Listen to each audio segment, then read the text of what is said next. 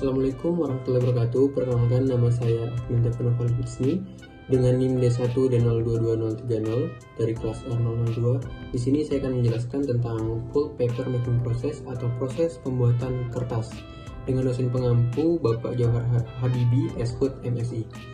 Yang pertama, pendahuluan. Kertas merupakan bagian penting dalam kehidupan sehari-hari. Kita menggunakannya untuk berkomunikasi, berjaring, dan bersenang-senang bersama-sama. Namun, bagaimana sebenarnya kertas itu dibuat? Lalu, bagaimana kayu bisa diubah menjadi lembaran-lembaran kertas yang kita gunakan? Proses pembuatan kertas melibatkan sejumlah proses yang mengubah batang kayu menjadi produk kertas yang kita gunakan sehari-hari. Namun, ada 3 langkah utama dalam proses pembuatan kertas. Yang pertama adalah pulping. Untuk langkah pertama itu adalah debarking dan chipping. Untuk memulai proses pembuatan bubur kayu, kulit dilepaskan dari batang-batang pohon. Bagian kulit harus dibersihkan dari batang karena tidak dapat digunakan dalam proses pembuatan kertas. Air yang kita gunakan telah difilter di tempat pembuatan dan digunakan ulang untuk batang pohon lainnya, sehingga mengurangi jumlah air yang terbuang.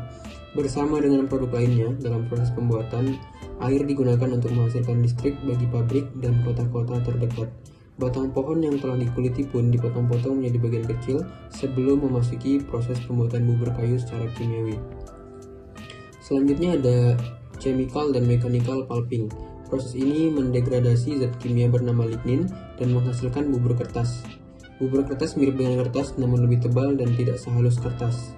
Yang selanjutnya ada cleaning. Setelah dihancurkan, disaring dan dikeringkan, bubur kertas dapat digunakan untuk membuat produk percetakan komoditas bervolume tinggi, seperti kertas koran dan kertas majalah. Tetapi untuk diubah menjadi kertas, bubur kertas membutuhkan beberapa langkah lagi. Yang kedua itu ada paper making.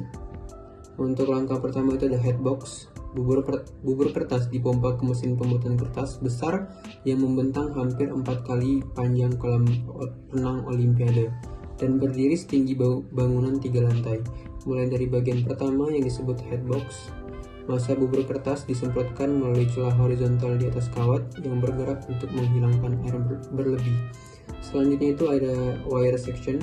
Di bagian ini, fiber mulai tersebar dan terbentuk menjadi lembaran tipis. Nama proses ini diambil dari bentuk tersebut, yakni pembentukan lembaran. Selanjutnya ada press section. Dengan kecepatan hampir 90 km per jam, gelaran-gelaran tipis dimasukkan ke dalam area penekanan atau proses section, di mana hingga 50% kadar air diperas, hingga 90% dari air yang dihasilkan dalam proses pembuatan juga digunakan kembali. Yang selanjutnya ada drying. Suhu mulai memanas ketika lembaran-lembaran dikeringkan dalam suhu lebih dari 100 derajat Celcius di atas rangkaian silinder besi. Namun, proses pembuatan kertas berkualitas tak berhenti sampai di sana. Langkah yang selanjutnya ada finishing. Dalam finishing itu terdapat 2 langkah. Yang pertama ada converting. Converting ini adalah lapisan kimia diletakkan pada permukaan kertas yang telah dikeringkan untuk memperbaiki kertas sebelum dimasukkan ke gulungan besar berukuran 8,5 meter.